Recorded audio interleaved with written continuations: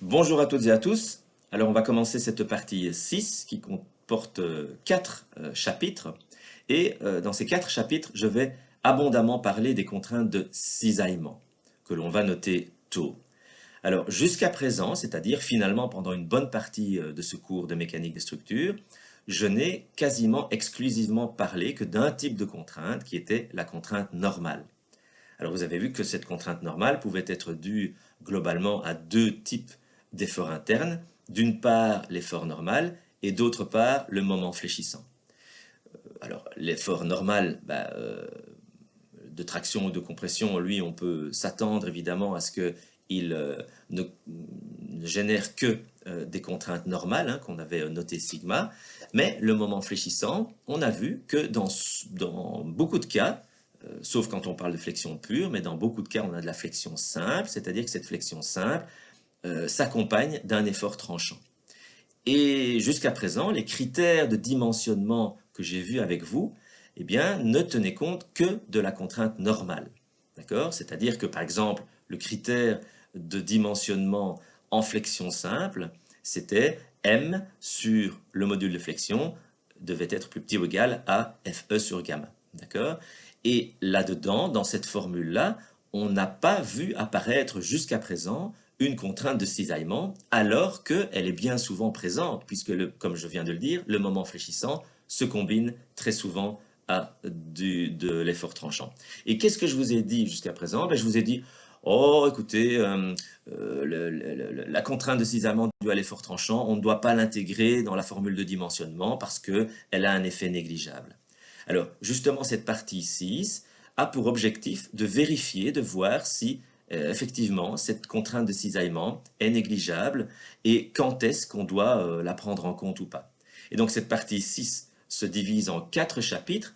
Un premier chapitre qui va vous expliquer comment on calcule les contraintes de cisaillement qui sont générées par l'effort tranchant. Le chapitre suivant sera un chapitre qui va vous expliquer la même chose, mais pour le moment de torsion. Et puis, on va avoir un troisième chapitre dans cette partie 6 qui va être un rappel, puisque vous avez déjà vu cette matière avec le cours de matériaux structuraux. Donc, ce sera un rappel des notions de cercle de Mohr qui permettent en fait de bien comprendre comment réagit la matière en un point donné qui est soumis à différentes contraintes normales qui se combinent à des contraintes de cisaillement. Et ce cercle de Mohr, vous allez voir, va nous permettre de deviner comment la matière va se rompre ou se fissurer. Et puis on aura un quatrième et dernier chapitre dans cette partie qui va passer en revue en fait les critères, je dirais, de dimensionnement, oui on peut dire ça comme ça, qui intègrent cette fois-ci, qui combinent les contraintes de cisaillement avec les contraintes normales. Transparent suivant. Alors, on va tout de suite commencer par le chapitre 23 qui concerne le calcul des contraintes de cisaillement qui sont dues à l'effort tranchant dans les poutres. Alors, je commente ce petit schéma que vous avez ici. Qu'est-ce qu'il illustre ce schéma? Eh bien, il illustre en fait un boulon métallique, là, le voilà, qui est cisaillé. Alors, cisaillé comment? Eh bien, ici, on a dessiné des efforts en jaune, hein, mais ces efforts en jaune, qu'est-ce qu'ils représentent ou qu'est-ce qu'ils pourraient représenter? Eh bien, ils pourraient par exemple représenter trois plaques métalliques qui sont assemblées par le boulon. Imaginez que là-bas derrière, il y a un écrou, d'accord? Alors, on a une première plaque métallique ici, une deuxième là, on tire sur ces deux-là, et puis il y en a une autre, une plaque métallique centrale qui se trouve entre ces deux-là, sur laquelle on tire également, avec un effort évidemment par action-réaction ici, qui vaut la somme de ces deux-ci. Et donc ce boulon, en fait, il pourrait être considéré comme une poutre finalement, une petite poutre avec un appui ici, un appui là, et un effort qui agit au milieu de la poutre et qui cisaille donc cette poutre avec un effort tranchant qui se répartit d'un côté et de l'autre et qui fait en sorte que chacune des sections de ce boulon est soumise à des contraintes de cisaillement. Alors on va, dans ce chapitre, essayer de comprendre comment ces contraintes de cisaillement se produisent, quelle est leur allure et quelle est leur valeur. Transparent suivant. Alors, je vais faire un petit rappel qui concerne le type de contrainte qui est créé par chaque type d'effort.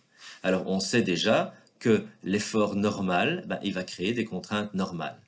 D'accord? Sigma égale n sur a.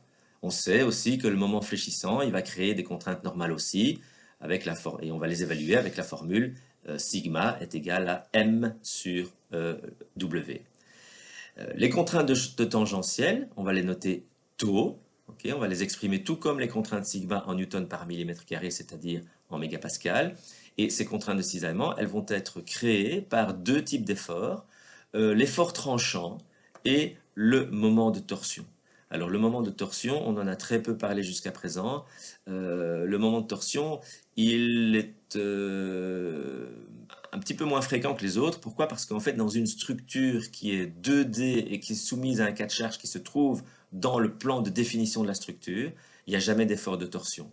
D'accord? En d'autres mots, une structure que vous dessinez sur votre feuille de papier avec une charge que vous arrivez à dessiner sur votre feuille de papier, eh bien, ça va être une structure dans laquelle il n'y aura jamais d'effort de torsion. D'accord? Vous trouvez de l'effort de torsion dans des structures 3D ou dans des structures 2D qui sont chargées dans un plan perpendiculaire. Alors, c'est très facile à comprendre. Je vous invite à faire en même temps que moi le geste suivant. Donc, vous êtes debout, vous étendez votre bras droit complètement, d'accord? Et puis, vous repliez à 90 degrés l'avant-bras par rapport à votre arrière-bras, d'accord? Et sur votre main, vous mettez un effort vertical. Eh bien, dans votre avant-bras, vous allez avoir du moment de flexion, d'accord? Et dans votre arrière-bras, donc entre votre coude et votre épaule, vous allez avoir de la torsion. Alors que votre bras, avant-bras et arrière-bras, sont dans un même plan. D'accord? Ils sont dans un même plan, le plan horizontal, mais vous le chargez de manière verticale et donc vous avez de la torsion qui apparaît dans votre arrière-bras entre le coude et l'épaule. D'accord? Donc ça, c'est ce qui se passe dans une structure 2D qui est chargée perpendiculairement. Alors, ces contraintes sigma et ces contraintes tau, eh ben, ce sont les seules contraintes qui peuvent exister dans la matière. D'accord? Alors, je vais prendre une poutre ici, je vais regarder une section de poutre. C'est une poutre en T, on appelle ça une poutre en T. Ça se trouve assez souvent dans des dalles qui sont supportées par des poutres.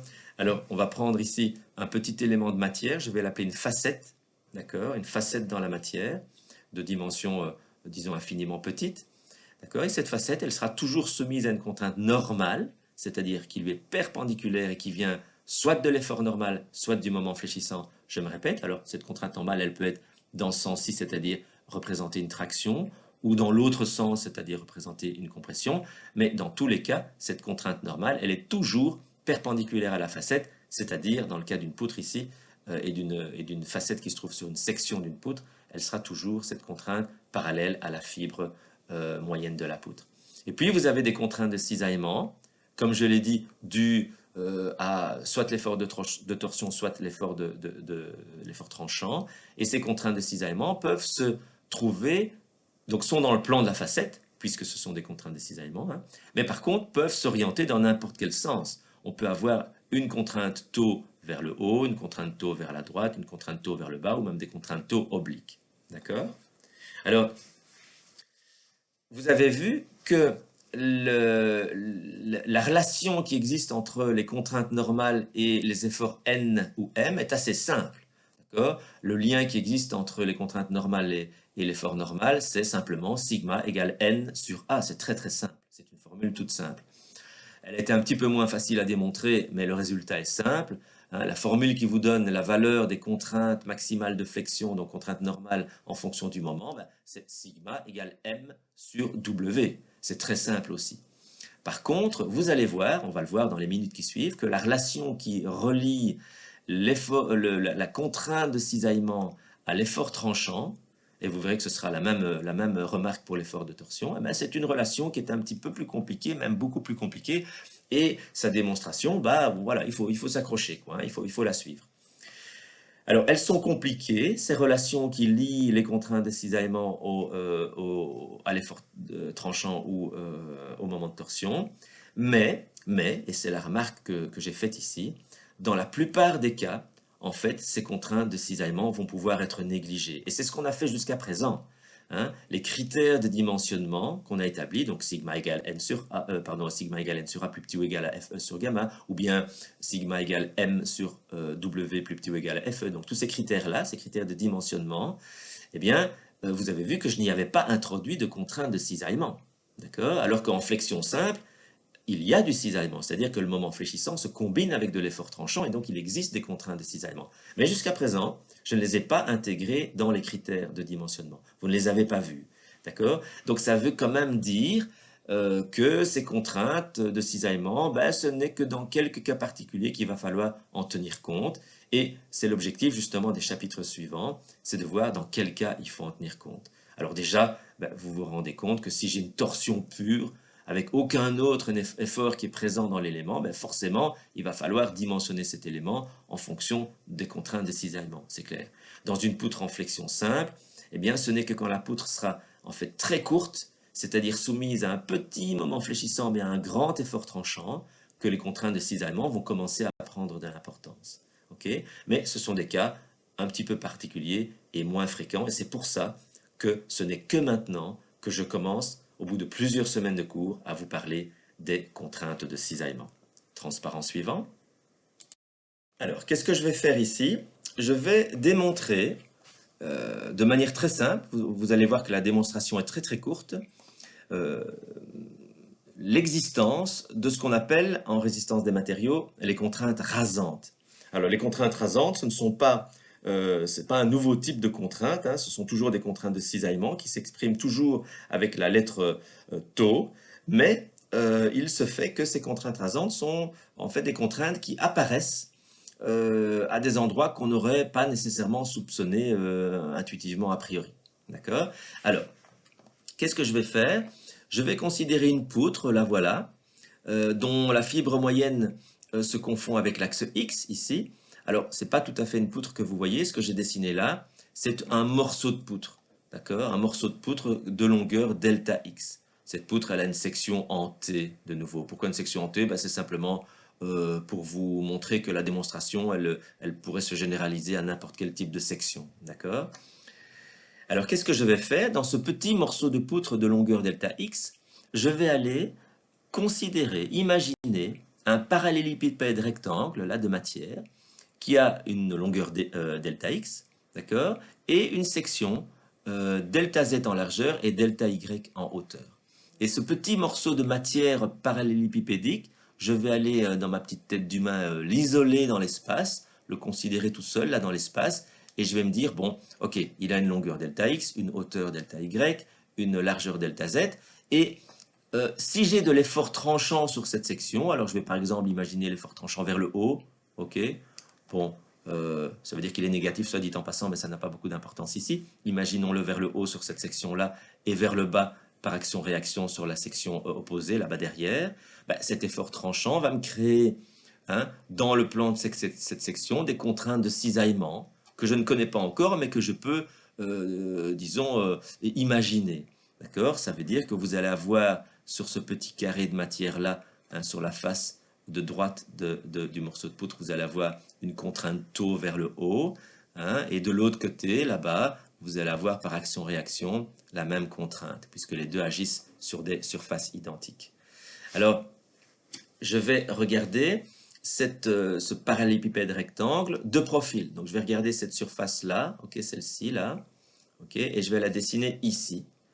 Et donc je me répète, elle a une longueur delta x, une hauteur delta y, et transversalement, j'ai une longueur delta z. Alors, mon effort tranchant, il me crée des contraintes tau là à droite que j'ai arbitrairement dessinées vers le haut là, et par action-réaction, il me crée des contraintes tau là qui sont les mêmes vers le bas.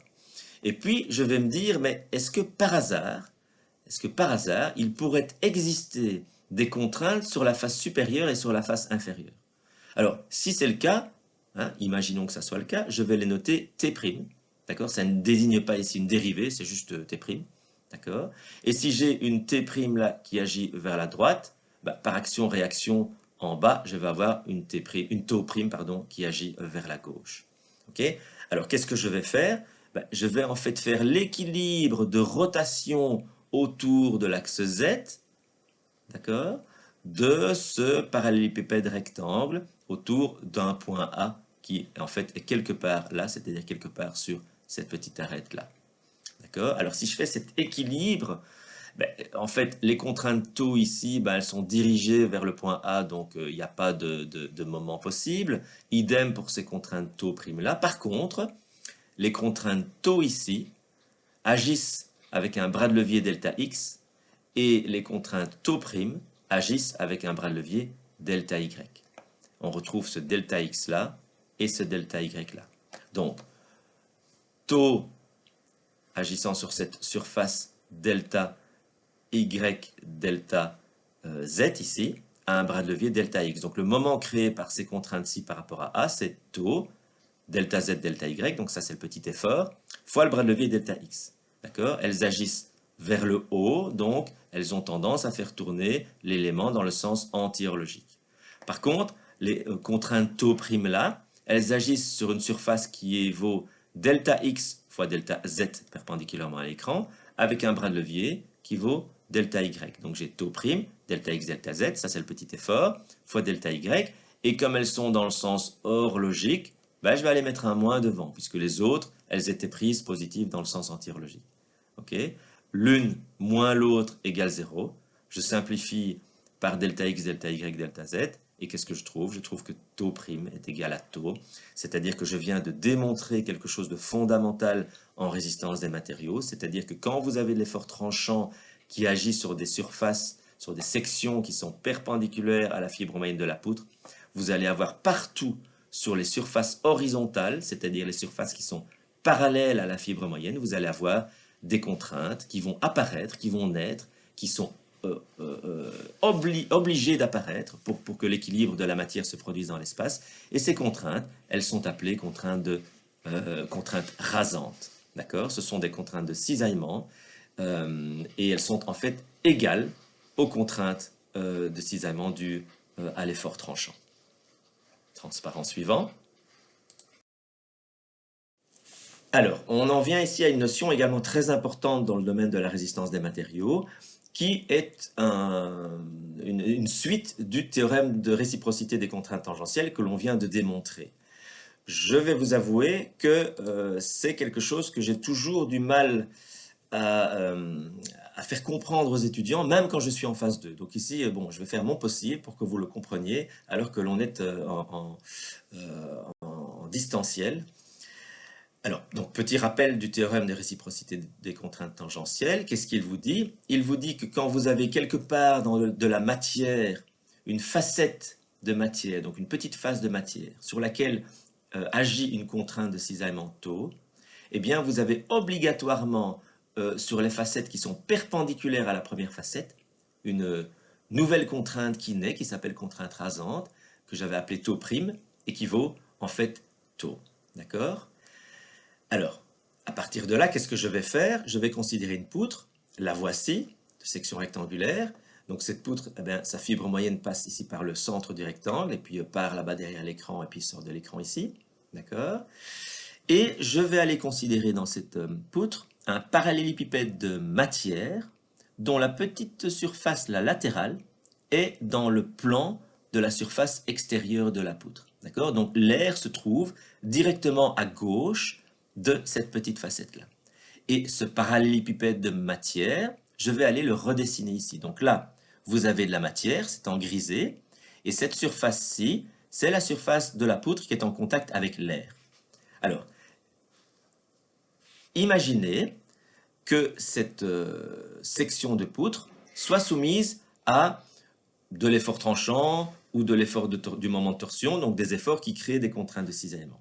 Ces contraintes de cisaillement, elles peuvent être dessinées en n'importe quel point de cette section par des petits vecteurs qui peuvent être dirigés dans n'importe quelle direction, soit vers le haut, soit vers la droite, soit vers le bas, soit de manière oblique, etc. Donc imaginez cette section-là en grisé, dans laquelle à chaque point, on dessine un petit vecteur cisaillement qui a n'importe quelle direction.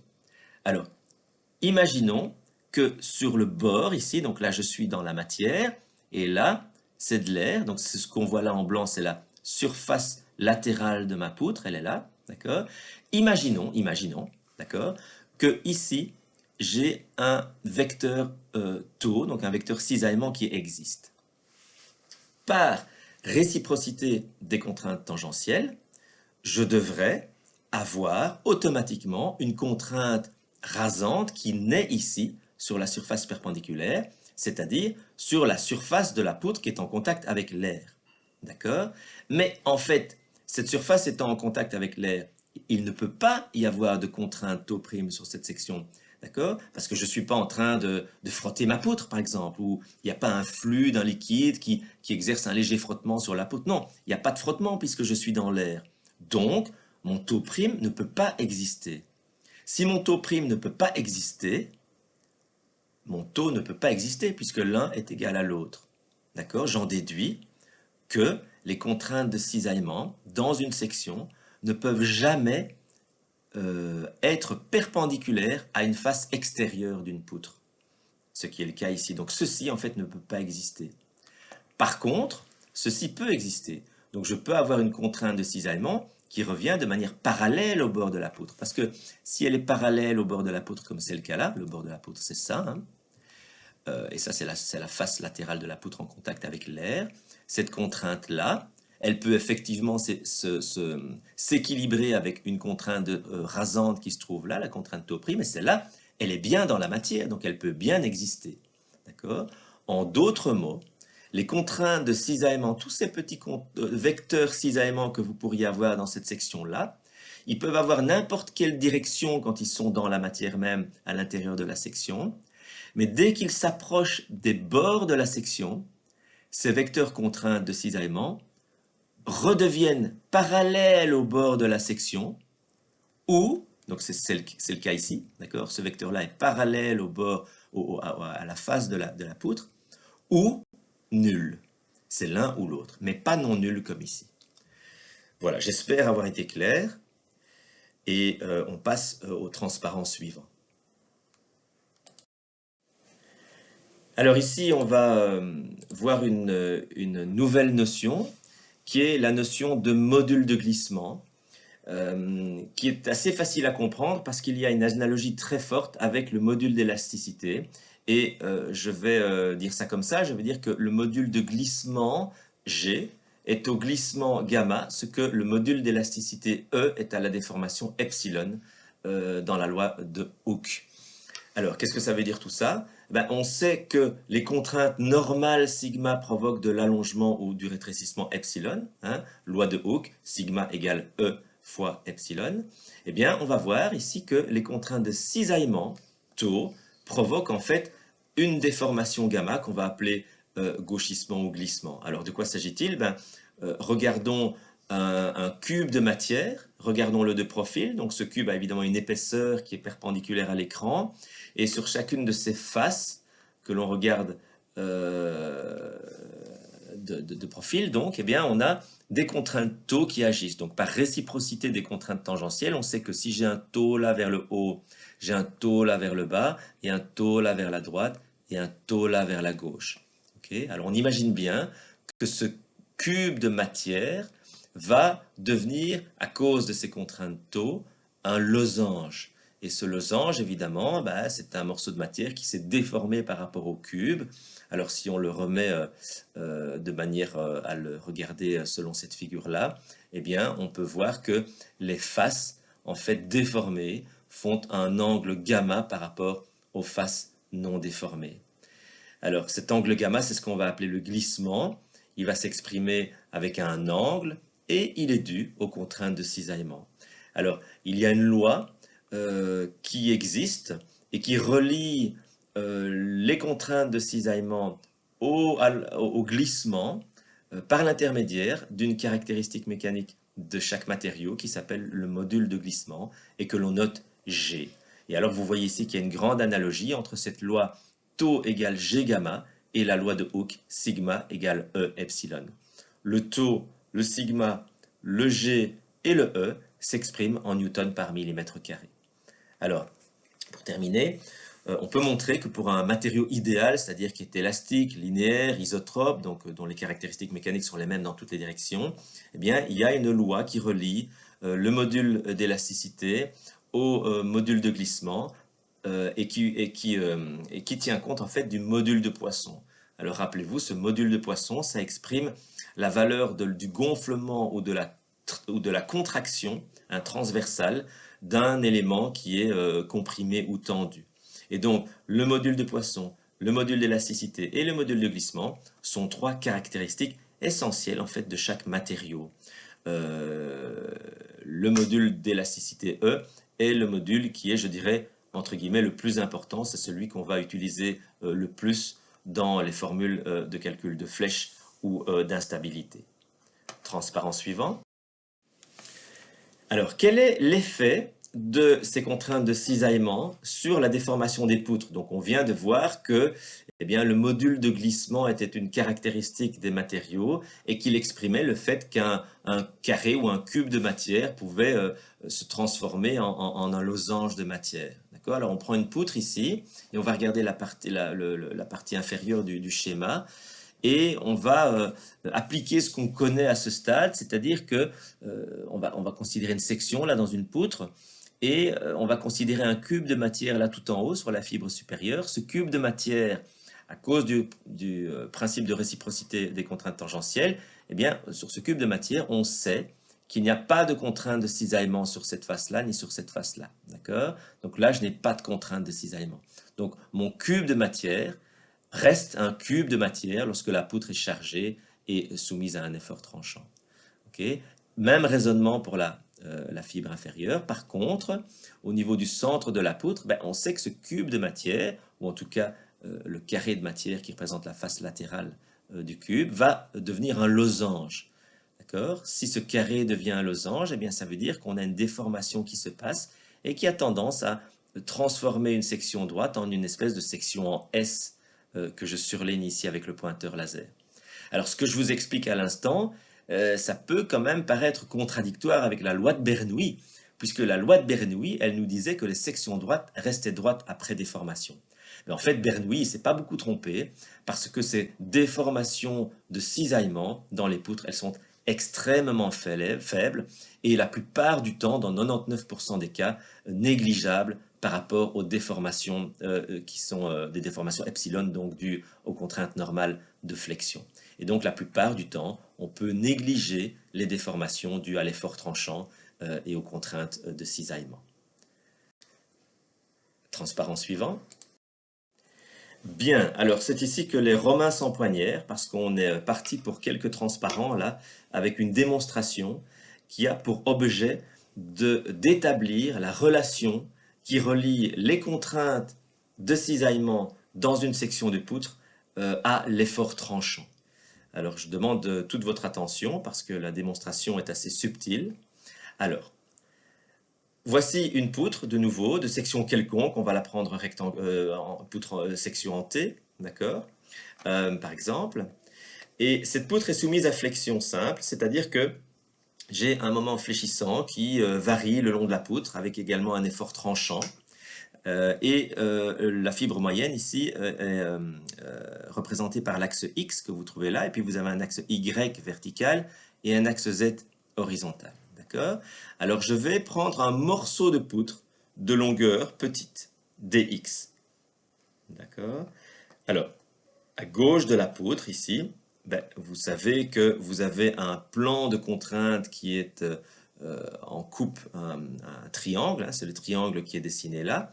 Et si vous avez un moment fléchissant qui agit à gauche du morceau de poutre comme ceci, eh bien, à droite du morceau de poutre, par action-réaction, déjà la flèche est vers le haut. Ce moment-ci, avec sa flèche en haut, s'oppose à ce moment-là avec la flèche en haut. Et à droite, j'ai la valeur du moment que j'avais là à gauche, plus un incrément de moment, qui est soit négatif, soit positif, puisque, je le répète, le moment fléchissant peut varier le long de ma poutre. Et s'il varie, bien sûr, j'ai de l'effort tranchant. Donc, d'un côté, j'ai du M. De l'autre côté, j'ai du M plus dm. Alors pour l'effort tranchant, c'est pareil. Je vais prendre ici sur la section gauche de mon élément de longueur dx un effort tranchant vers le haut qui vaut V. Et à droite de mon morceau de poutre de longueur dx, un effort tranchant vers le bas, hein, action-réaction, qui vaut V plus dv, plus un incrément d'effort tranchant qui est soit positif, soit négatif. Et la répartition des contraintes de flexion, la voilà, elle est aussi triangulaire et elle est presque égale à celle qu'il y a à gauche, à une valeur d sigma près, d'accord, puisque, je répète, je suis un incrément delta, une longueur delta dx plus loin, et que si j'ai ici des contraintes sigma, j'ai de flexion, donc j'ai à droite des contraintes sigma de flexion qui sont un peu différentes à une valeur d sigma près, donc qui peut être positive ou négative. Alors si je prends ce morceau de poutre et que je le regarde de profil, voilà ce que j'ai. Alors j'ai à gauche un diagramme des sigma qui est celui-là, à droite un diagramme des sigma plus des sigma qui est celui-là. Et qu'est-ce que je vais faire? Je vais regarder un morceau de mon morceau de poutre. Alors vous l'avez là en grisé, d'accord? Il y a les hachures qui sont là sur cette face-là et les hachures en pointillé sur cette face-là. Et puis là, vous avez une face qui a été découpée n'importe comment et qui comporte des pointillés. Donc je vais regarder en fait ce morceau-là, d'accord? Ce morceau en noir, là, en contour noir et grisé, d'accord? C'est ce que j'ai dessiné ici, d'accord? Alors, qu'est-ce que je vais dire? Eh bien, je vais dire que sur la face gauche de mon morceau, d'accord, j'ai un effort horizontal H qui s'applique. Cet effort horizontal, ben, il vient de l'intégrale des contraintes normales qui agissent sur la section gauche de mon morceau de poutre. Idem, sur ma surface ici, okay, à droite, je trouve un effort normal qui par action-réaction est évidemment opposé à l'effort H, donc je vais avoir un H dans l'autre sens, plus un incrément dH qui est positif ou négatif, puisque je suis un dx plus loin que cette surface-là. Alors ce H, je vais le noter là, donc ce H c'est l'intégrale des contraintes sigma qui règnent sur cette surface-ci, ici, que je réentoure avec mon pointeur, okay, et qui est dessiné là-bas. Et mon H plus DH, c'est l'intégrale du diagramme des sigma plus des sigma sur cette surface-ci que je surligne avec mon pointeur laser. D'accord? Les contraintes sigma varient donc aussi de la valeur d sigma sur la distance dx, je l'ai dit. L'intégration sur les deux faces opposées du morceau hachuré correspond à deux efforts horizontaux H et H plus DH, je l'ai dit également. Alors, ce que je n'ai pas encore dit, c'est que sur cette surface ici que vous voyez, qui est une surface, la surface pointillée, eh bien, je vais imaginer qu'il existe un effort dr. D'accord? Cet effort dr, c'est un effort qui est une intégrale de toute une série de contraintes de cisaillement qui pourraient exister sur cette surface-là. Alors, qu'est-ce que je vais faire? Eh bien, ce morceau-là ne peut être en équilibre selon l'axe X que si j'ai un équilibre de tous les efforts, je vais les appeler efforts horizontaux, qui s'appliquent donc dans la direction X. C'est-à-dire que je dois avoir un équilibre entre l'effort H, entre l'effort H plus DH et entre l'effort DR. Okay? Si je fais H plus DR est égal à H plus DH, qu'est-ce que je vais trouver? Eh bien, je vais trouver DR égale DH. Ça veut dire que si j'ai une variation de moment de gauche à droite, ça veut dire que j'ai une variation de contrainte de gauche à droite, ce qui veut donc dire que j'ai une variation de résultante H de gauche à droite, cette variation valant des H. Ça veut bien dire que je suis en flexion simple, hein, donc ma flexion varie le long de la poutre. Et si cette flexion varie, mon incrément DH, eh bien, il doit absolument être équilibré par des contraintes de cisaillement qui vont s'appliquer ici sur cette surface en pointillé. Et l'intégrale de ces contraintes de cisaillement, c'est mon dr. dr égale dh. Alors, ce raisonnement, qu'est-ce qu'il démontre à ce stade? Il ne démontre pas grand-chose. Il démontre en fait d'une deuxième façon l'existence de contraintes rasantes. D'accord? Puisque je viens de démontrer par un simple équilibre d'efforts selon l'axe X qu'il existait ici un effort qui s'applique sur cette section-là et qui est l'intégrale de contraintes de cisaillement. D'accord? Donc je viens, c'est le point 5, je viens de redémontrer d'une autre façon que précédemment qu'avec le théorème de réciprocité des contraintes tangentielles, je viens de redémontrer l'existence des contraintes rasantes, même si à ce stade, je ne connais pas leur répartition sur cette surface en pointillé. Alors, on passe au transparent suivant.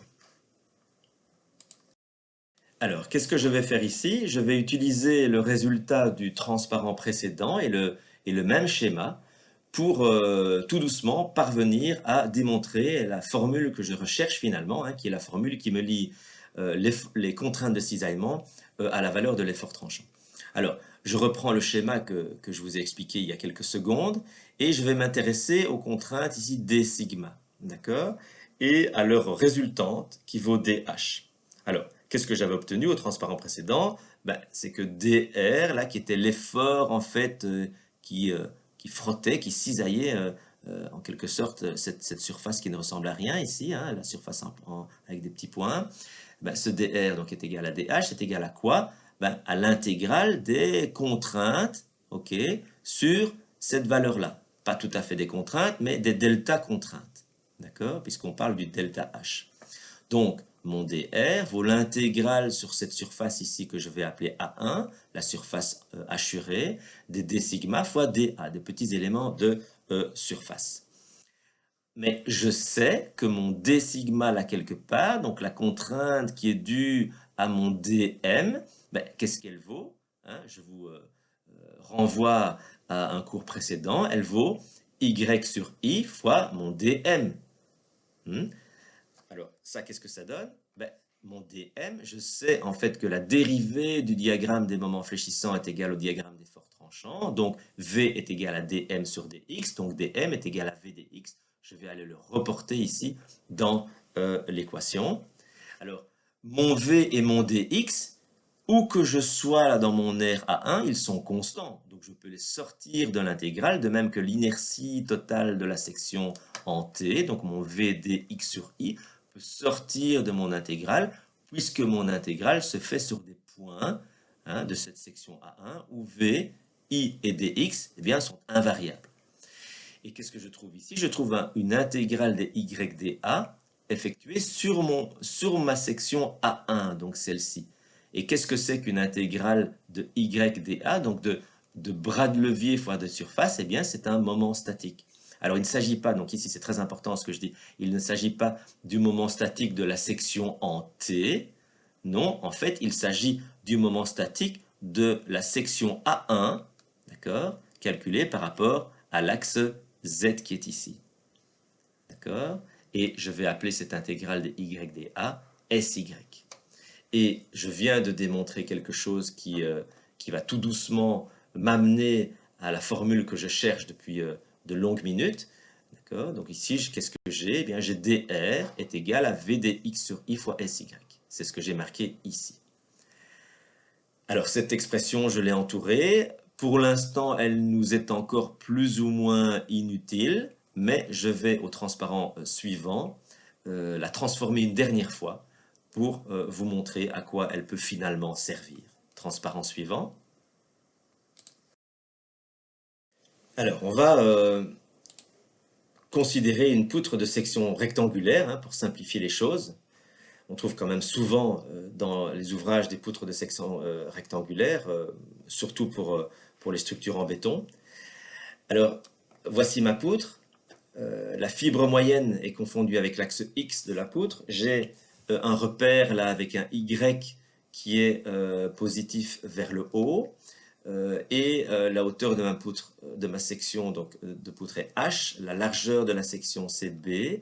Et qu'est-ce que je vais faire? Je vais aller considérer là un parallélépipède rectangle de matière dans la partie supérieure de ma poutre, qui a donc une largeur B, une profondeur, on va dire ça comme ça, dx, et dont la partie inférieure là est située à une ordonnée Y de la fibre moyenne. Alors, ce petit parallélépipède de matière, je vais l'extraire et l'imaginer là tout seul dans l'espace. Alors, à quel type de contrainte est-ce qu'il est soumis? Eh bien, si la section de la poutre est soumise à l'effort tranchant, je vais clairement avoir ici des contraintes de cisaillement qui sont dues à l'effort tranchant.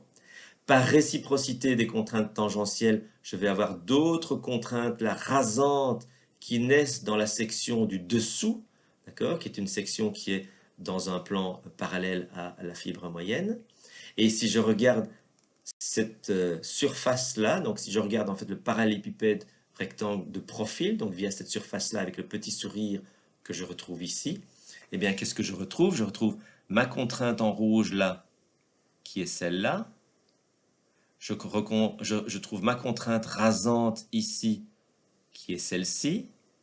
Et qu'est-ce que j'ai? Puisque ma section est supposée être en flexion simple, j'ai à gauche un morceau de diagramme triangulaire avec des contraintes normales sigma, et à droite, de manière opposée, hein, action-réaction, un morceau de diagramme de contraintes normales sigma plus des sigma, puisque j'ai un moment fléchissant qui peut varier d'une section à l'autre sur la longueur des x et donc la contrainte aussi. Alors, qu'est-ce que je sais? Qu'est-ce que j'ai démontré au transparent précédent?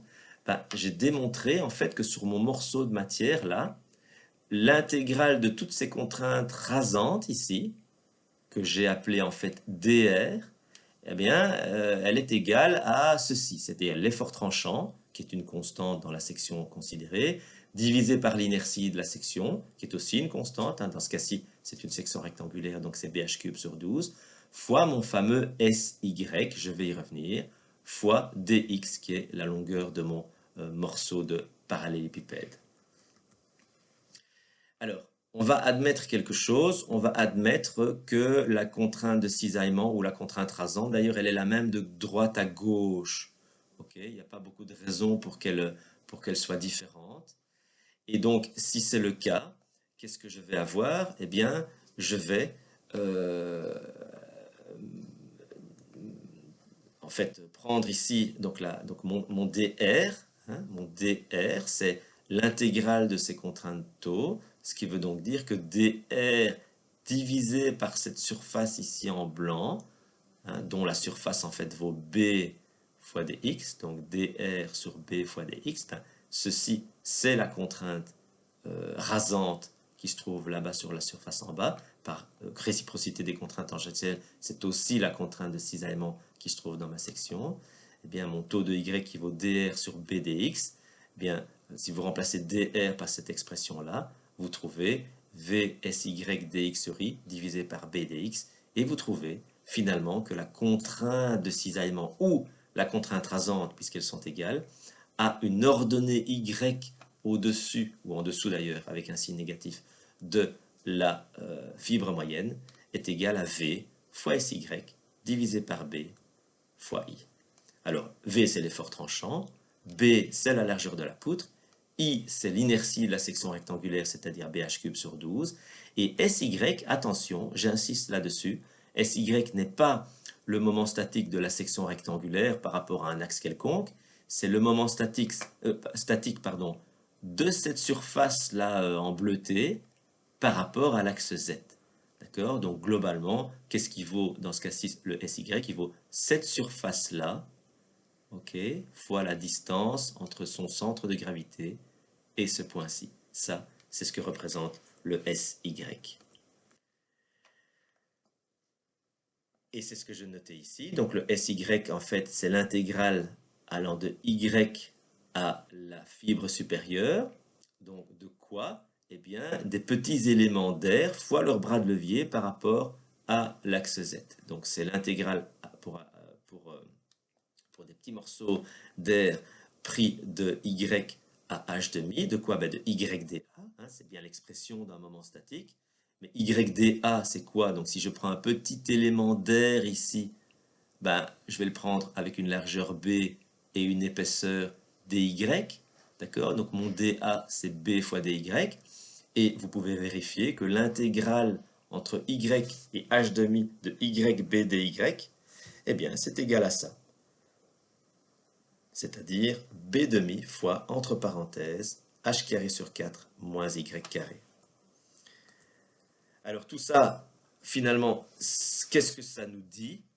Eh bien, quand vous regardez cette expression-ci en fonction de y, en y est égal à moins h demi ou plus h demi, eh bien, vous avez ici quelque chose qui est égal à 0. Ce qui veut donc dire que la contrainte de cisaillement dans la poutre, dans la section, pardon, elle est nulle au niveau des deux fibres extrêmes. Et par conséquent, la contrainte rasante aussi, puisque c'est celle qui se trouve dans l'air. Okay. Par contre, si vous regardez la valeur de du SY ici en Y égale 0, c'est-à-dire au milieu de la section, vous allez retrouver ici un BH carré sur 8. Si vous l'introduisez dans cette relation-ci, donc un BH carré sur 8 ici, avec un BH cube sur 12 là, eh bien, vous allez trouver une valeur bien connue en résistance des matériaux, qui est la valeur, en fait, maximale de la contrainte de cisaillement due à un effort tranchant. Et cette contrainte maximale se passe au milieu de la section et vaut 3V sur 2BH. Transparent suivant. Alors tout ce que je viens de dire au transparent précédent, bien sûr, je le répète, n'est valable que pour une section rectangulaire. Donc ce fameux 3V sur 2BH, c'est la valeur de la contrainte de cisaillement maximale, donc due à un effort tranchant dans une section rectangulaire. Si vous avez des sections qui ont une autre forme que la section rectangulaire, eh bien vous allez avoir une autre expression de la contrainte de cisaillement maximale. Et donc, quand vous regardez ça en 3D, ben, voilà ce que ça donne. Hein. C'est une parabole là qui donc vous montre, je le répète, que sur une section de poutre soumise à un effort tranchant, eh bien, les contraintes de cisaillement sont nulles aux extrémités, maximales au centre où elles valent 3V sur 2BH. Et je reviens quelques secondes sur quelque chose que je vous ai expliqué tout à l'heure, à savoir que si des contraintes de cisaillement s'amènent de manière perpendiculaire à une face extérieure d'un élément de structure, elles ne peuvent être que nulles. Et c'est effectivement ce qui se passe, hein, puisque je vous ai montré, et on le voit ici, que pour un Y égale plus H' ou moins H', tout ceci est nul, ce qui veut donc bien dire que sur les fibres extrêmes, la contrainte de cisaillement est nulle.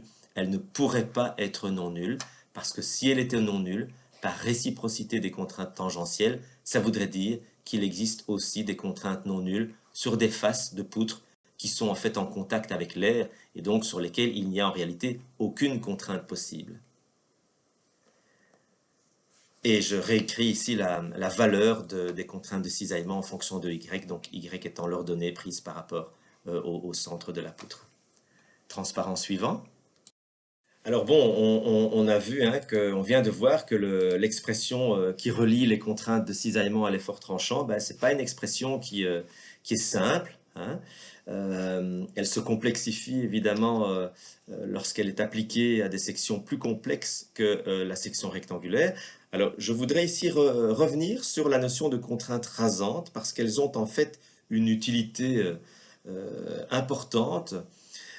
Et je voudrais, si vous avez sous la main deux lattes, eh bien je vous engage à prendre deux lattes souples et à les mettre les unes sur les autres. C'est quelque chose que je fais quand je vous donne cours en présentiel et que malheureusement je ne peux pas vous montrer ici puisqu'on ne se voit pas. Donc si vous avez deux lattes souples ou deux éléments souples, mettez-les les uns au-dessus des autres et vous allez mieux comprendre ce que je vais vous expliquer sur ce transparent. Alors, je considère ici deux poutres qui sont placées les unes sur les autres. Chacune de ces poutres a une hauteur h. D'accord? Donc la hauteur totale, c'est 2h et je vais mettre en flexion cette poutre. Alors je vais d'abord considérer que ces deux poutres, l'une sur l'autre, sont collées parfaitement sur leur interface. Alors qu'est-ce que je vais avoir? Je vais avoir une inertie qui vaut BH cube sur 12, mais en fait ici le H c'est plutôt 2H, donc je vais avoir un B fois 2H au cube sur 12, c'est-à-dire un 8BH cube sur 12, et un module de flexion, souvenez-vous, pour une section rectangulaire qui vaut I sur H demi, donc qui va les BH carré sur 6, sauf que ici le H c'est 2H, donc ça va être B fois 2H carré sur 6, c'est-à-dire 4BH carré sur 6. Alors si les deux poutres sont collées l'une sur l'autre, eh bien l'ensemble se comporte comme une poutre normale de hauteur totale 2H. Et donc je sais que la répartition des contraintes de flexion va avoir cette allure-ci, d'accord, une allure triangulaire. Alors prenons maintenant le cas où je ne colle pas mes deux poutres qui sont l'une sur l'autre, mais je mets au contraire un lubrifiant entre les deux. Okay, c'est ce qui se passe si vous prenez vos deux lattes l'une au-dessus de l'autre et que vous les fléchissez. ben, vous allez sentir vos deux lattes qui bougent les unes par rapport aux autres, c'est-à-dire que vous allez sentir quand vous allez fléchir vos deux lattes qu'il y a un mouvement relatif ici à l'interface entre les deux lattes. Et vous allez avoir d'ailleurs un décalage des extrémités, ce qui ne se produit pas si vos deux lattes sont collées. Alors dans ce cas-là, qu'est-ce qui se passe? Ben, en fait, les deux poutres l'une sur l'autre vont se comporter chacune indépendamment l'une de l'autre en créant deux diagrammes triangulaires, d'accord, comme ceci.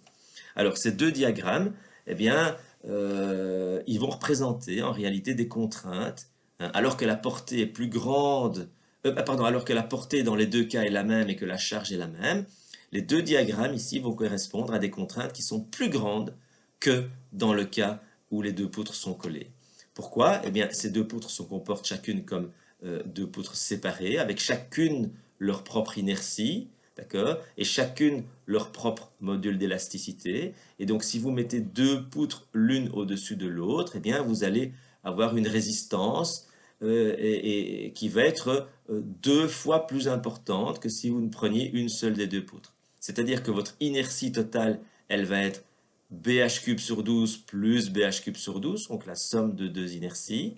Et le module de flexion, de même, va être la somme d'un BH carré sur 6 et d'un autre BH carré sur 6, ce qui nous donne respectivement un 2 BH cube sur 12 comme inertie totale et un 2 BH carré sur 6 comme module de flexion totale. Alors, comparez ces valeurs-ci à ces valeurs-là, et vous voyez que dans le cas où les poutres sont collées, l'inertie est 4 fois plus grande qu'en bas, et le module de flexion est 2 fois plus grand qu'en bas. Ce qui veut donc dire que quand vous utilisez deux poutres l'une au-dessus de l'autre, le fait d'avoir un collage ou un agrafage, bref, une liaison parfaite entre ces deux poutres, vous place d'un point de vue reprise des charges, valeur des contraintes et aussi des déformations, je n'en ai pas parlé, mais dans une situation beaucoup plus favorable que si vous n'attachez pas vos deux poutres ensemble.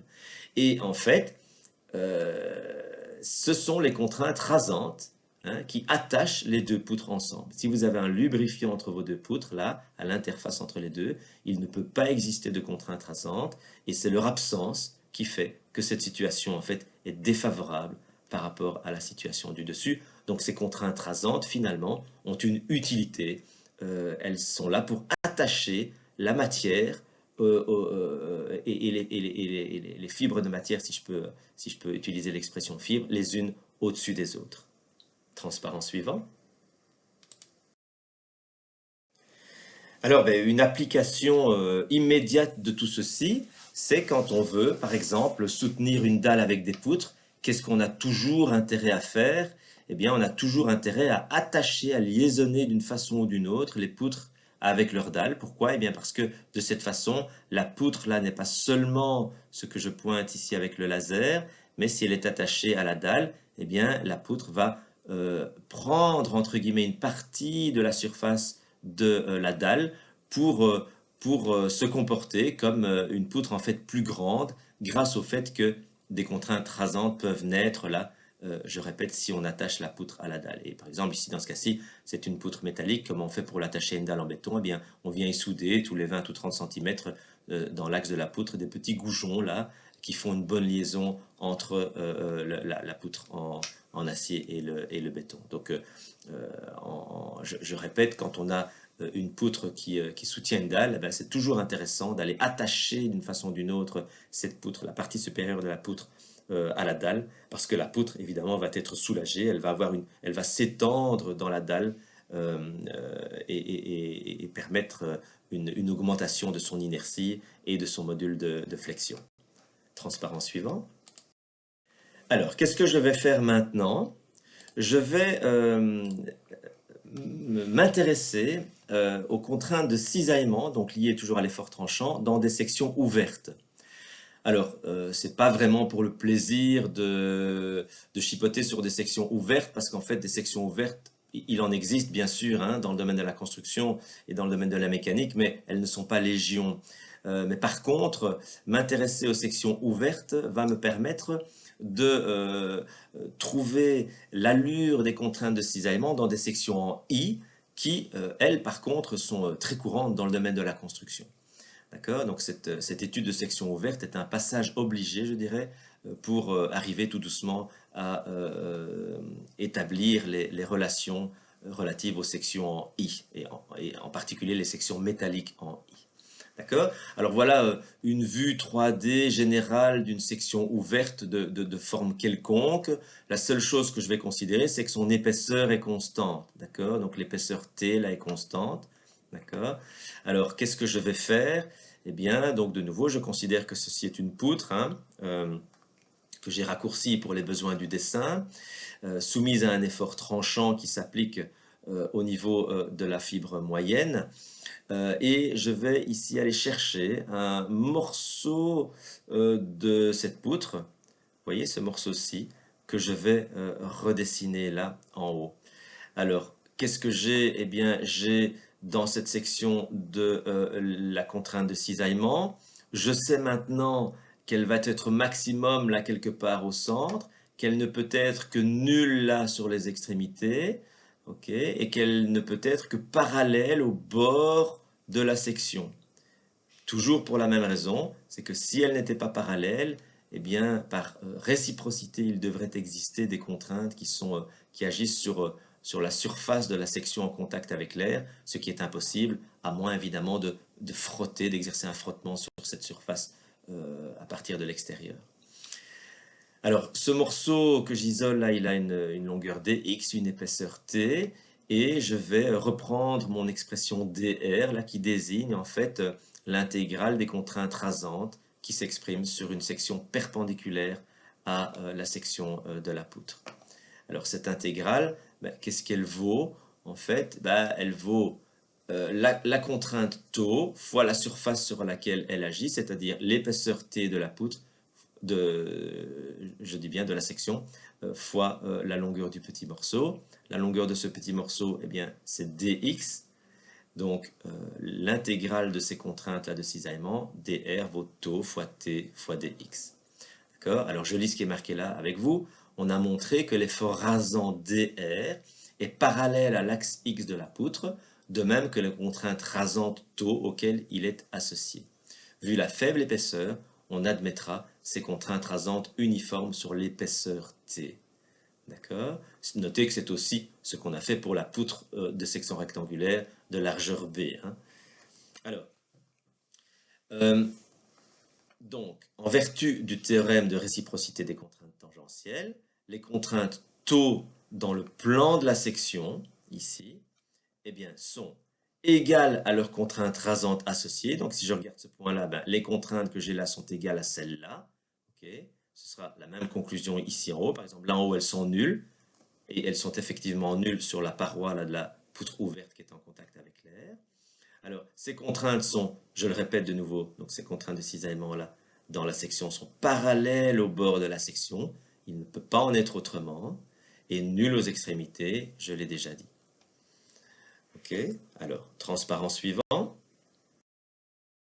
Bon, alors je vais reprendre ici une section un petit peu plus simple que la section précédente, en ce sens que c'est, entre guillemets, simplement une section en U. D'accord? Donc une poutre avec une section en U qui est soumise à un effort tranchant qui s'applique au niveau du centre de gravité, donc de haut en bas. Qu'est-ce que je vais trouver? Je sais déjà que je vais avoir une contrainte de cisaillement qui varie, là, qui part d'une valeur 0, qui descend dans ma section, qui passe par une valeur maximum ici, et qui vient mourir là en bas sur la face extérieure.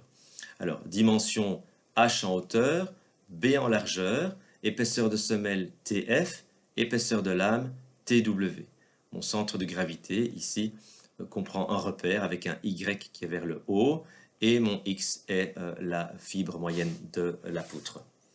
Alors, qu'est-ce que je vais faire? Je vais aller prendre un morceau de poutre là en haut, donc tout ce qui est dessiné en jaune, d'une longueur dx, et je vais aller le regarder de profil. Donc je vais regarder cette face-ci ici avec le petit sourire, c'est celle qu'on voit là, et je vais m'intéresser à toutes les contraintes qui règnent sur ce petit volume jaune. Alors à gauche, j'ai un morceau de diagramme triangulaire avec des contraintes sigma dues à la flexion. À droite, pareil dans l'autre sens par action-réaction, je vais avoir un diagramme qui est un morceau de diagramme triangulaire avec du sigma plus des sigma, puisque je suis dx plus loin et que mon moment peut varier. Et puis j'ai, sur toute la surface là inférieure, des contraintes rasantes que je vais appeler T de Y, qui sont évidemment par réciprocité égales à mes contraintes de cisaillement, ici en bas à une ordonnée Y, que les deux sont égales. Alors qu'est-ce que je sais par ailleurs, puisque je l'ai démontré il y a quelques minutes, c'est que l'intégrale de ces contraintes rasantes ici sur cette surface-là qui vaut dx fois tw, elle est égale à dr, et ce dr, j'ai démontré qu'il valait v fois sy fois dx sur i. Alors v, c'est l'effort tranchant, on le connaît. I, c'est l'inertie d'une section en U, on la connaît, ou on peut la connaître. Dx, bah, c'est la longueur du petit morceau. Pour l'instant, je ne sais pas très bien ce qu'il vaut, mais je vais m'en débarrasser prochainement. Et mon sy, bah, rappelez-vous, qu'est-ce que c'est? C'est le moment statique de quoi? De cette section-là, cette R-là, par rapport à l'axe Z. D'accord? Alors, qu'est-ce que je vais faire maintenant? Ben, je vais essayer d'exprimer la valeur des contraintes rasantes qui sont également la valeur des contraintes de cisaillement dans la section de poutre. Qu'est-ce qu'elles valent, ces contraintes rasantes? Ben, elles valent en fait dr divisé par la section que j'ai là-bas en bas, c'est-à-dire la section ici qui est cachée, hein? D'accord, la section qui est en bas de mon morceau en jaune. Cette section, elle vaut dx fois tw, c'est ce que vous retrouvez ici. Donc la contrainte, elle vaut l'effort divisé par la surface. Si vous remplacez dr là par son expression qui est ici, vous trouvez une expression de la contrainte de cisaillement ou la contrainte rasante à une ordonnée y qui vaut v sur i fois sy sur tw. La seule chose que je ne connais pas encore, c'est la valeur de sy, c'est-à-dire quelle est la valeur du moment statique de cette R-là par rapport à l'axe Z.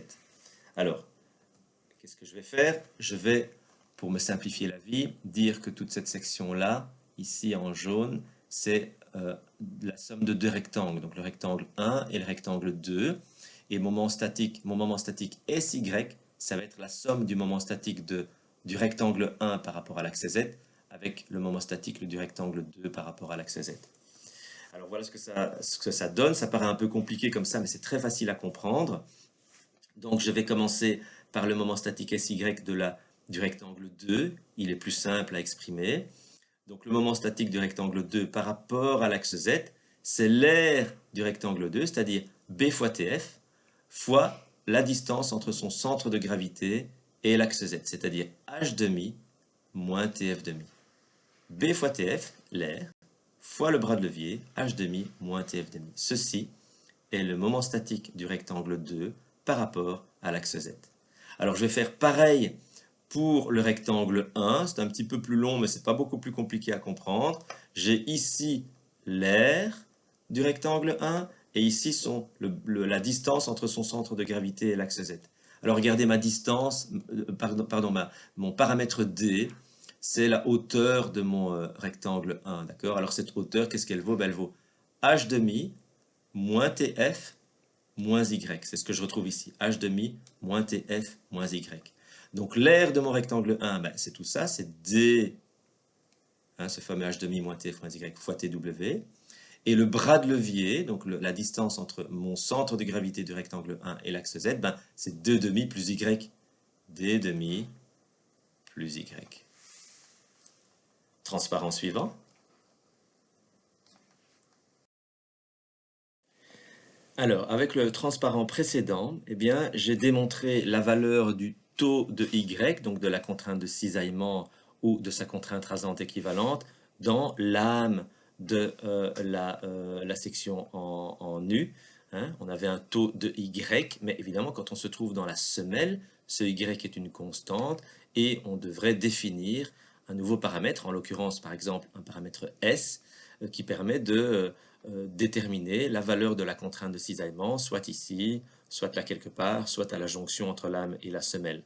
Alors, je vais de nouveau aller isoler un morceau de poutre en jaune, et je sais que sur cette surface blanche là, eh bien, la résultante des contraintes rasantes, hein, je l'avais appelée dr, et j'avais démontré il y a quelques minutes que cette résultante valait v sy dx sur i.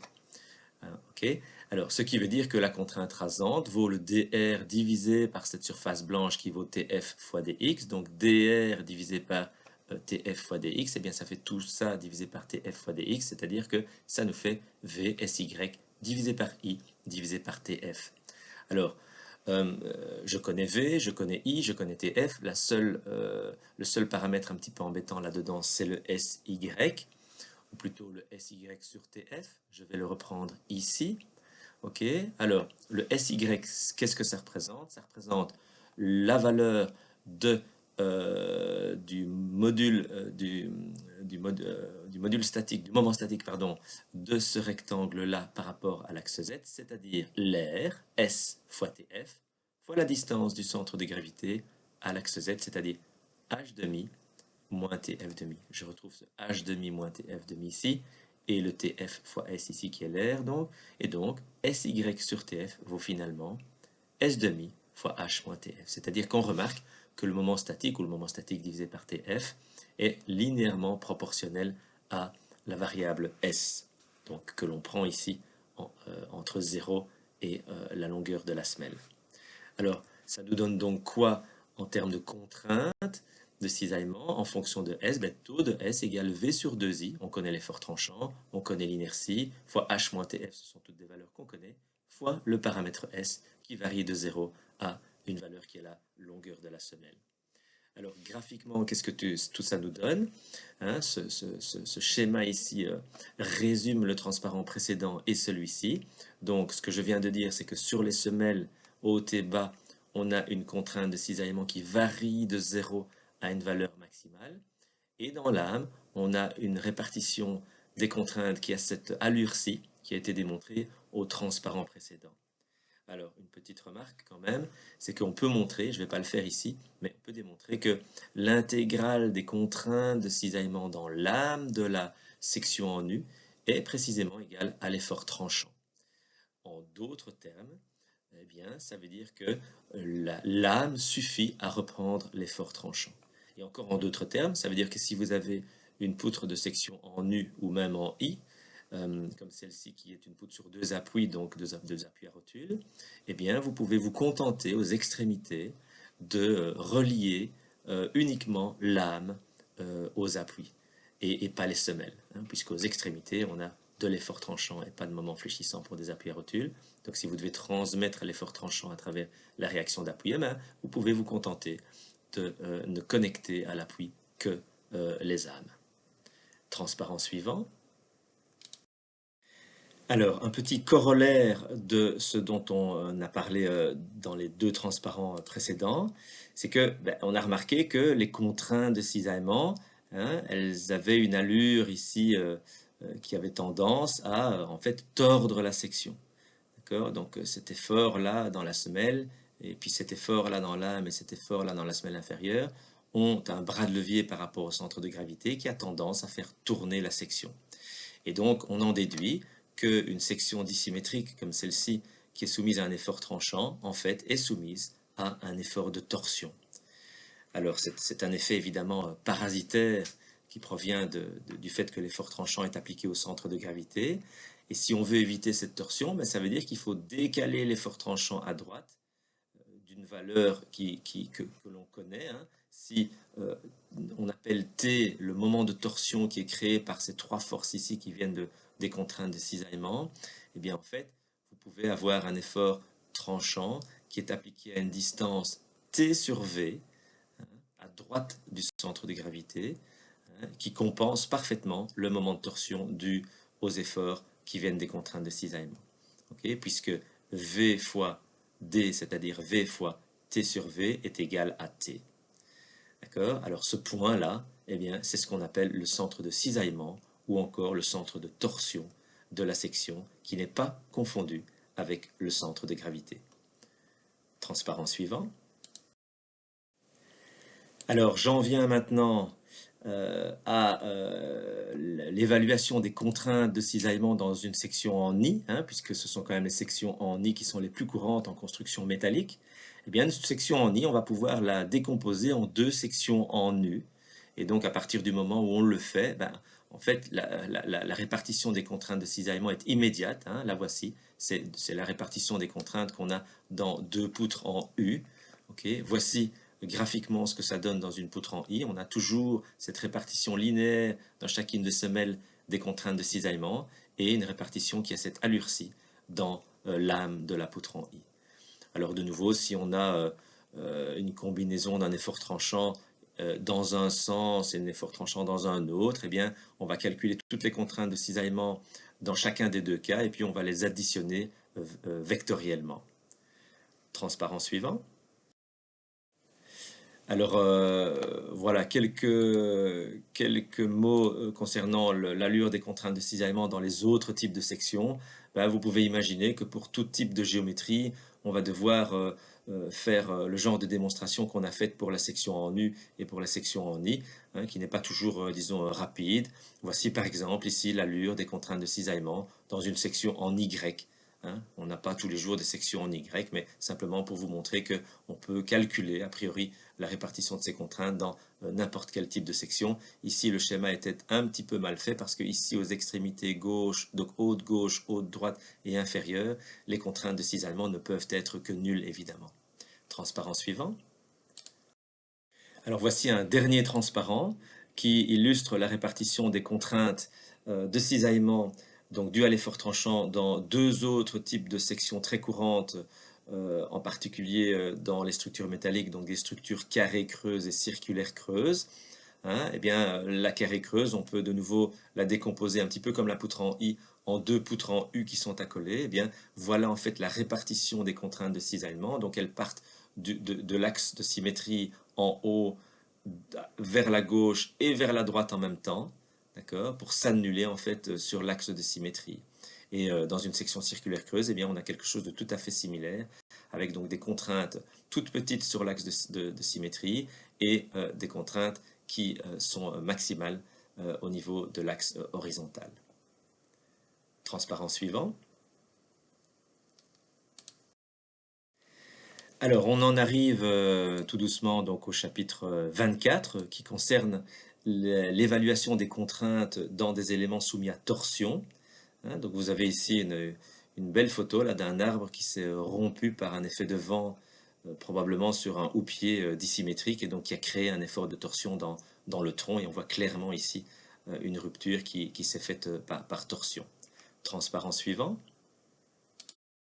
Alors, on va ici considérer une poutre de section quelconque. Alors ici, on a pris une section trapézoïdale, mais ça peut être n'importe quoi. Et on va supposer qu'un moment de torsion agit autour de la fibre moyenne de cette poutre. Alors, il y a une chose que l'on sait déjà, c'est que les contraintes de cisaillement, elles ne peuvent jamais être perpendiculaires aux faces extérieures de la poutre, ce qui veut donc dire que quand une contrainte de cisaillement existe sur un bord, donc près d'une face, elle est forcément parallèle à cette face.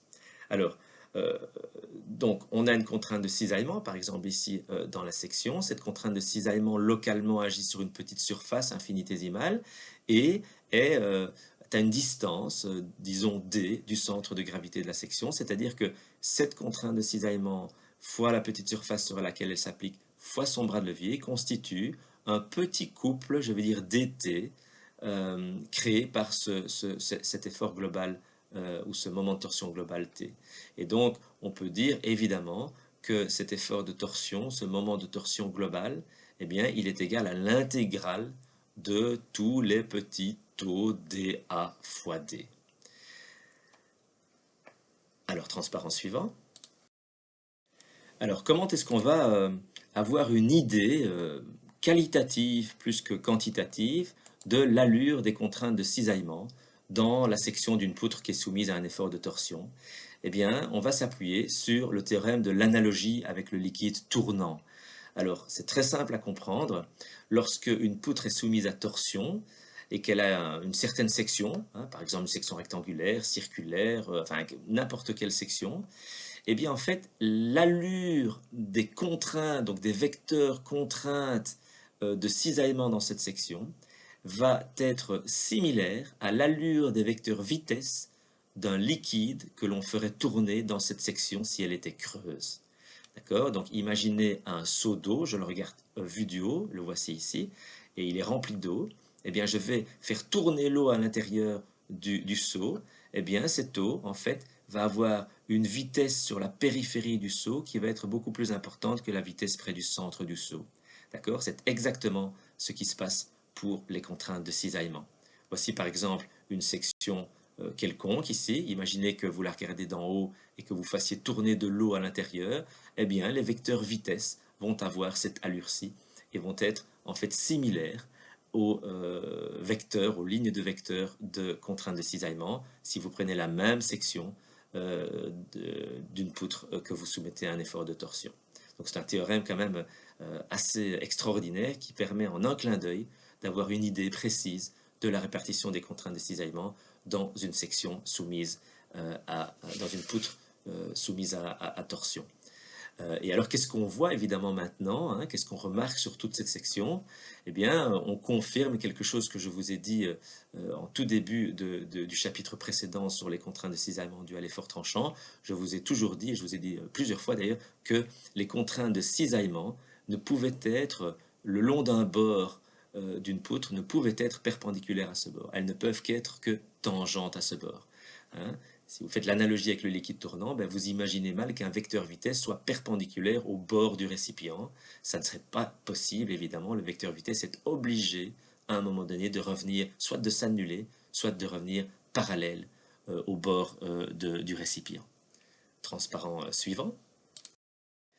Alors, je reviens à mon théorème de réciprocité des contraintes tangentielles qui met en évidence l'existence de contraintes rasantes. Hein. Donc il ne faut jamais oublier que quand un élément est soumis à torsion, je prends par exemple ici un élément type métallique avec une paroi mince, hein. Si cet élément est soumis à torsion, ben vous allez avoir le long de l'élément des contraintes de cisaillement qui vont tourner.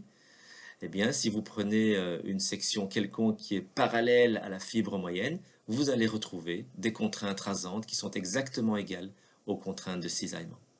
D'accord? Et ça, ça provient du théorème de réciprocité des contraintes tangentielles qui est illustré ici dans le bas du slide et que j'ai démontré tout à l'heure. Transparent suivant. Alors, qu'est-ce que je vais faire maintenant? Je vais démontrer la relation qui me lie mes contraintes de cisaillement au moment de torsion pour différentes sections fréquentes. Alors, je vais commencer par la section circulaire creuse. Voici un tube creux avec une paroi mince d'épaisseur T et un rayon moyen R. Le tout est soumis à un moment de torsion. Je regarde la section en elle-même et je prends ici un petit élément d'air infiniment petit qui correspond à un petit élément d'angle là infiniment petit dθ. Donc cette terre en jaune, je vais l'appeler dA et qu'est-ce qu'elle vaut? Ben, elle vaut R dθ fois l'épaisseur du tube. R dθ fois l'épaisseur du tube. Donc le petit effort qui correspond à ce petit élément d'air, ben, c'est simplement l'air dA fois tau. Et l'air dA fois tau, donc ce petit effort multiplié par son bras de levier qui est le rayon ici du tube, me donne un petit couple. Et l'ensemble, l'intégrale de tous les petits couples pour θ allant de 0 à 2π, évidemment, est égal au moment de torsion. C'est ce que j'écris sur la relation suivante. Le moment de torsion, c'est l'intégrale pour θ allant de 0 à 2π de tous les petits éléments tau dθ, qui sont des efforts, fois leur bras de levier R. dθ, bien, je l'ai marqué là, c'est R, pardon, dA, je l'ai écrit ici, c'est R dθ t, je viens le remettre dans l'équation.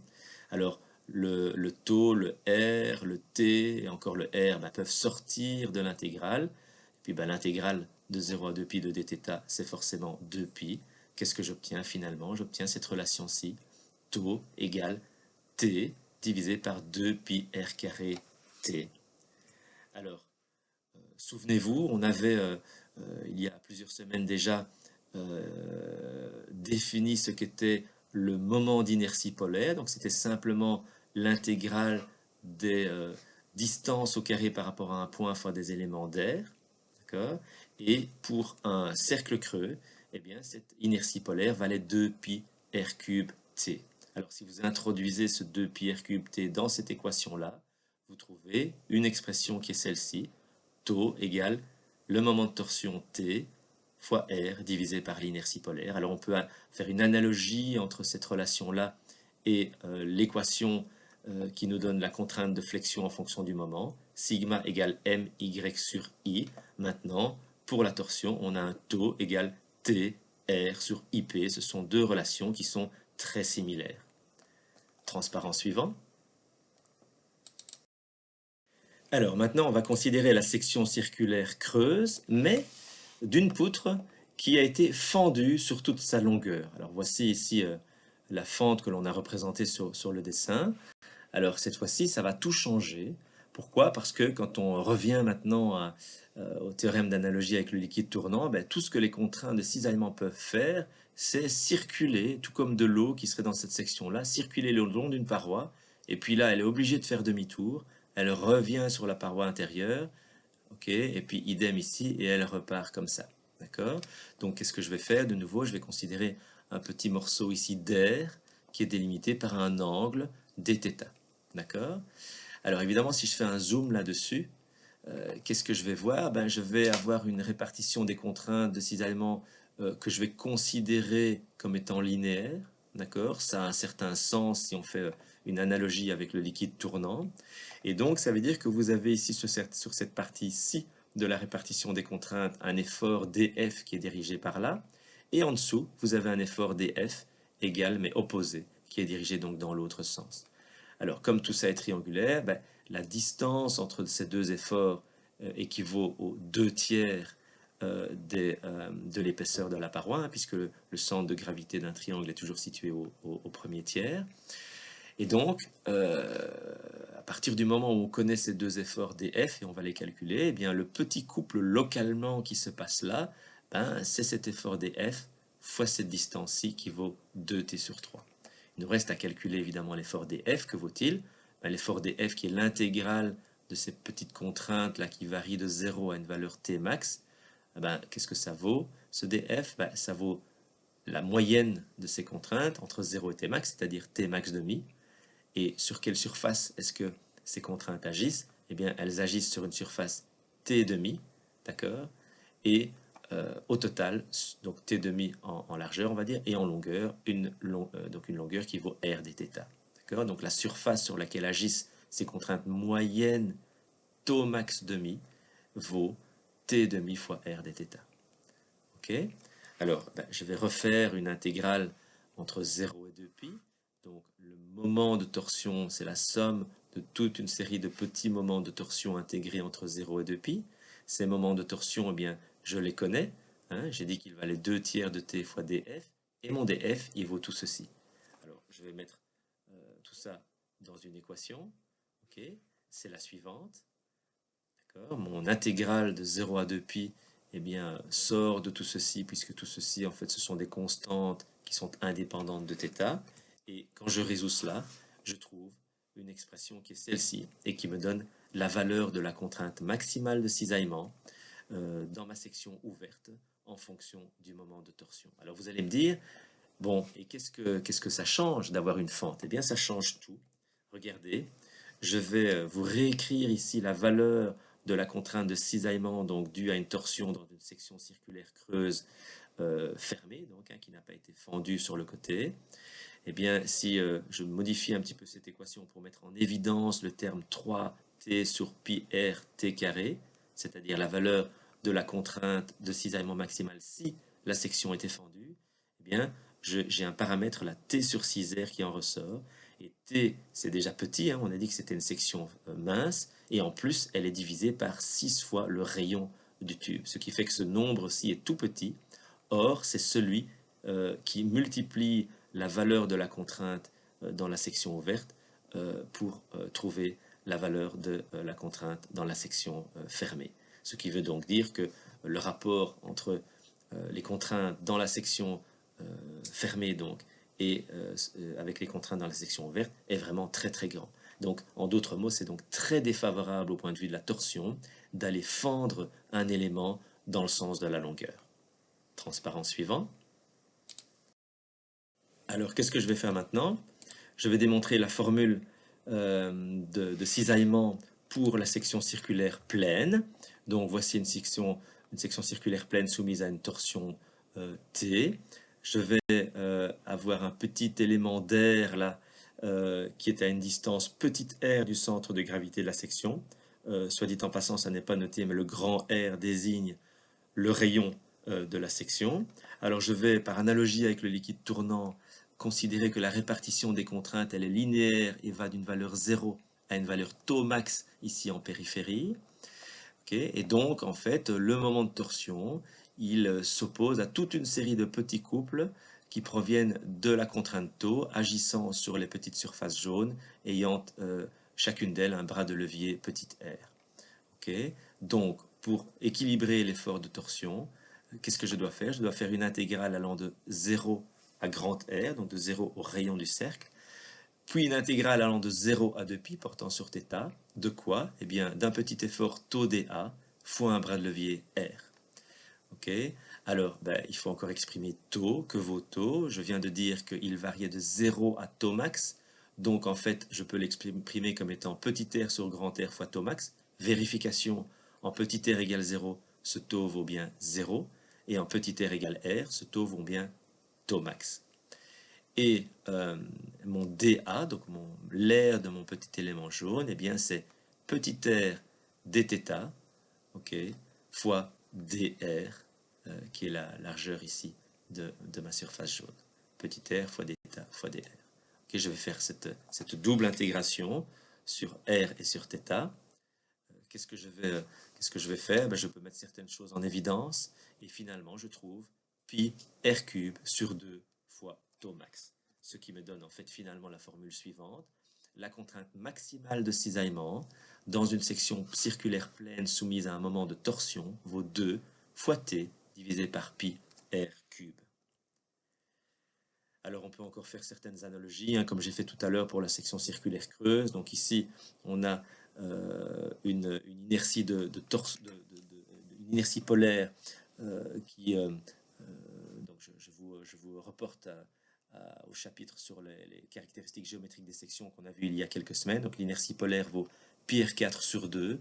Si vous introduisez cette inertie polaire dans cette relation-ci, eh bien vous trouvez taux max est égal à t r sur ip, où taux est égal à t petit r sur ip.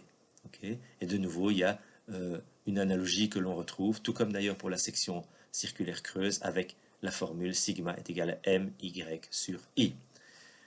Transparent suivant.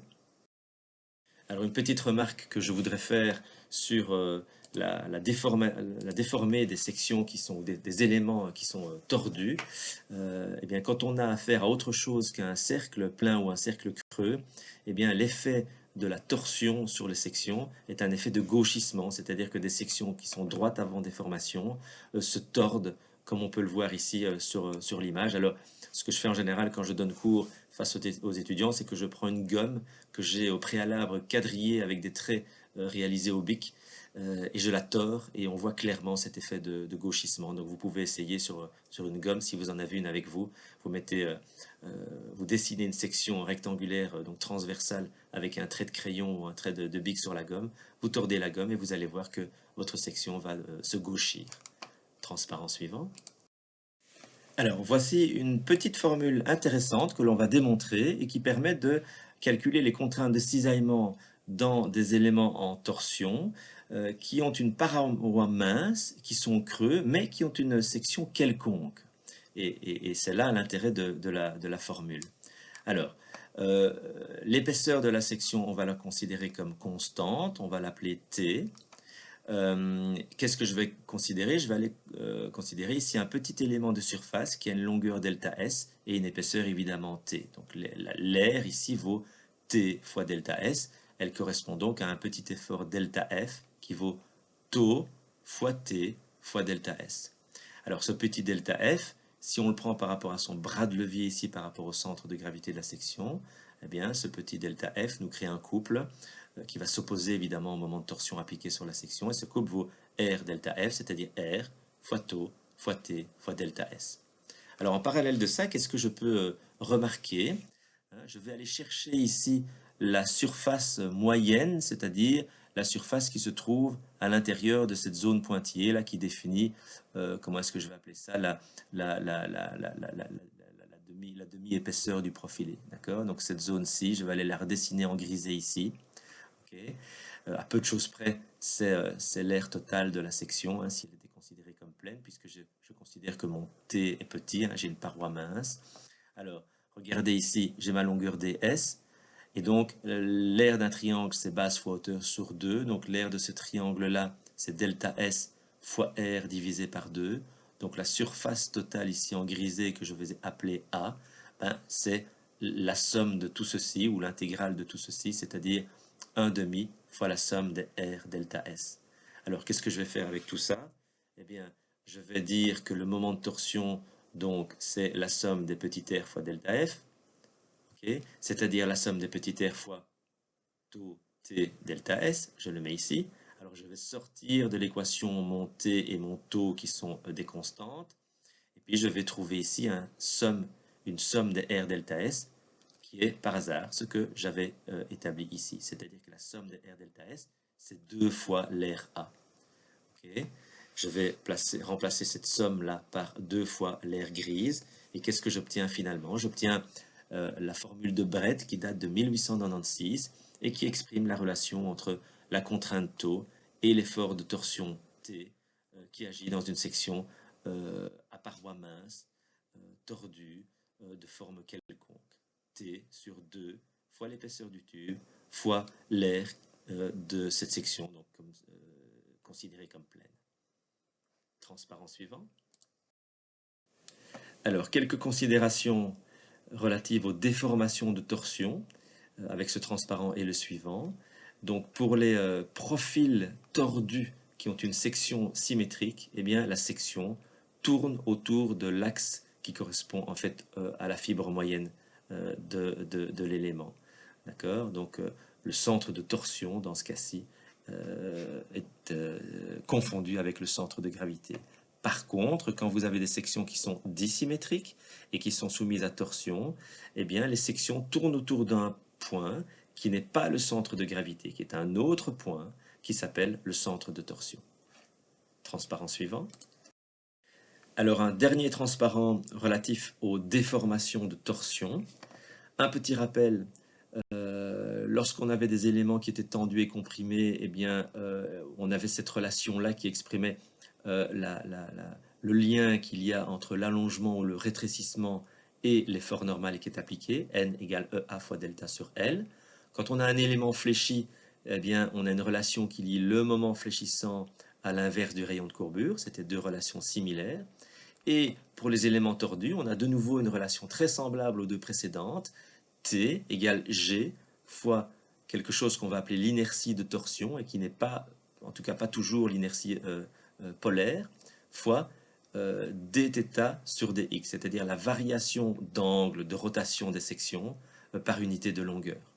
Alors I tor, donc c'est quelque chose qui est une constante de torsion. Alors je passe tout de suite à ce qui est écrit ici en bas du transparent. Pour les sections circulaires pleines ou creuses, en fait, cette inertie de torsion, c'est l'inertie polaire, c'est-à-dire l'intégrale des R carré dA. Mais pour des sections rectangulaires et pour toute une série d'autres sections, d'ailleurs autres que circulaires pleines ou circulaires creuses, eh bien, cette inertie de torsion n'est pas l'inertie polaire et elle est d'ailleurs plus petite.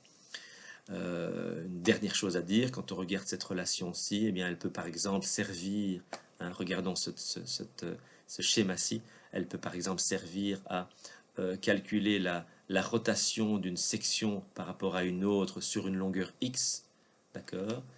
Eh bien, il suffit de prendre cette relation-là, de remplacer dθ par θ et dx par x, et on trouve la relation que l'on cherche. Et ceci termine ce chapitre un petit peu long, il faut bien le dire, sur les contraintes de torsion générées par des moments de torsion.